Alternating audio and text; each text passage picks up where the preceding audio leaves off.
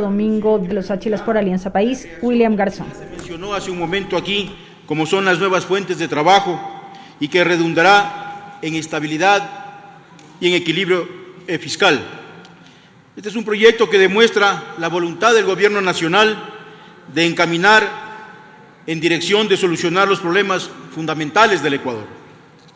Si bien el proyecto de ley establece incentivos en distintos ámbitos del quehacer económico y productivo, en esta intervención quiero referirme principalmente a los contenidos en el capítulo 3 que hablan sobre la vivienda de interés social.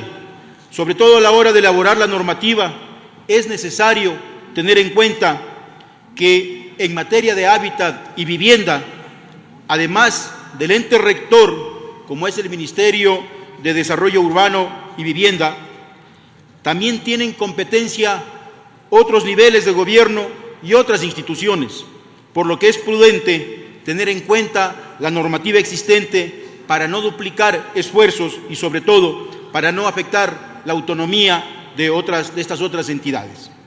Así, por ejemplo, los municipios, entre sus funciones, tienen la de implementar el derecho al hábitat y a la vivienda y desarrollar planes y programas de vivienda de interés social en el territorio cantonal. Eso lo dice el artículo 54, literal I del COTAD.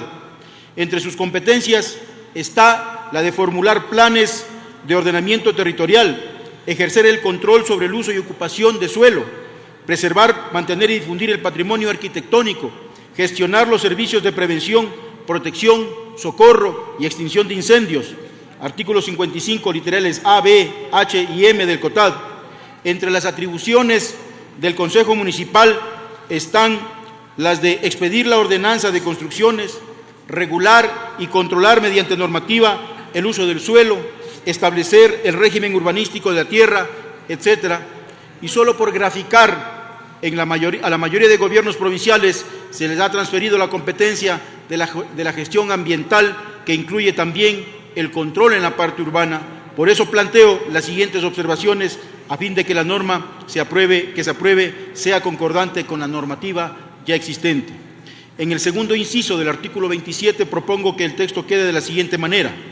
Estos beneficios se extenderán también a las personas naturales o jurídicas que desarrollen actividades de construcción de vivienda de interés social calificados por el ente rector del hábitat y vivienda, previo informe favorable del Gobierno autónomo descentralizado municipal o metropolitano correspondiente. En el cuarto inciso del mismo artículo propongo el siguiente texto. Se priorizarán las tecnologías constructivas que favorezcan el uso de materiales locales sustentables. Se priorizará también la contratación de mano de obra de la ciudad o territorio donde se implemente o ejecute el proyecto de vivienda de interés social. En el artículo 28, procedimiento administrativo simplificado para la construcción de la vivienda de interés social, propongo eliminar la siguiente expresión, abro comillas, en los casos que se requiera la aprobación municipal o metropolitana, cierro comillas, porque en todos los casos se requiere la aprobación del gobierno municipal, incluso si el proyecto se ejecuta en el sector rural. Por eso el texto debería quedar de la siguiente manera en el artículo 28 correspondiente a la fase 1. Debería quedar de la siguiente forma. El informe previo lo emite el Gobierno autónomo descentralizado municipal o metropolitano a través del área técnica o responsable correspondiente en el término máximo de 15 días contados a partir de la presentación de la solicitud por parte del promotor del proyecto, a la que se adjuntará el anteproyecto conteniendo trama vial, área comunitaria, espacios verdes, retiros, según normativa vigente respecto de esteros y ríos. En el cuarto inciso del artículo 28 correspondiente a la fase 2, propongo que se sustituya el término 10 días por el término 15 días, a fin de que en esos plazos sea posible la emisión de los respectivos informes. En el quinto inciso del artículo 28 correspondiente a la fase 3 propongo el siguiente texto. En los trámites y procedimientos relacionados con la construcción de vivienda de interés social, el Gobierno autónomo descentralizado municipal o metropolitano, mediante procedimiento declarativo realizado por el promotor de vivienda de interés social, efectuará el registro de los planos urbanísticos, arquitectónicos o ingenieriles y emitirá la licencia de construcción del proyecto en el término máximo de 30 días desde su presentación para lo cual el promotor cumplirá con los requisitos establecidos en la normativa vigente y por los entes pertinentes. Esto porque en muchos de los casos, en los GAT, los proyectos de vivienda se aprueban mediante ordenanza, y si para agilizar el proceso los GAT resuelven modificar la normativa, con seguridad tendrán que establecer mecanismos y requisitos mínimos que tendrán que ser revisados y cumplidos. En el séptimo inciso del artículo 28, correspondiente a la fase 3, propongo el siguiente texto. La autoridad competente informará y exigirá al peticionario o promotor las garantías correspondientes exigidas por la ley. Esto porque no es suficiente con informar al promotor sobre las garantías. Los municipios deben exigir la garantía para tener la seguridad de que las obras de urbanización y de servicios serán ejecutadas por el promotor. En el octavo inciso del artículo 28, correspondiente a la fase 3, propongo el siguiente texto. Los gobiernos autónomos descentralizados municipales o metropolitanos que en forma directa presten servicios de agua potable, alcantarillado, prevención, protección, socorro y extinción de incendios u otros, o las empresas que presten estos servicios de manera paralela, extenderán los permisos correspondientes en el mismo término máximo de 30 días. Adicionalmente, en este mismo periodo, las empresas que proveen energía eléctrica como de servicio de telecomunicaciones están obligadas a extender las autorizaciones pertinentes.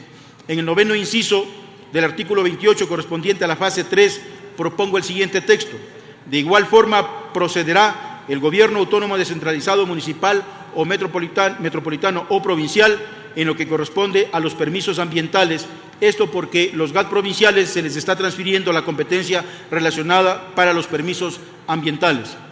Propongo que luego del inciso noveno se agregue otro inciso con el siguiente texto. Cuando el proyecto se desarrolle en terrenos donde existen microcuencas o subcuencas, la Autoridad Única del Agua emitirá los informes correspondientes en el plazo antes señalado. Finalmente, y para garantizar el pleno cumplimiento del proyecto, según la planificación presentada ante el municipio, propongo que luego del artículo 29 se agregue uno con el siguiente texto. Permiso de habitabilidad.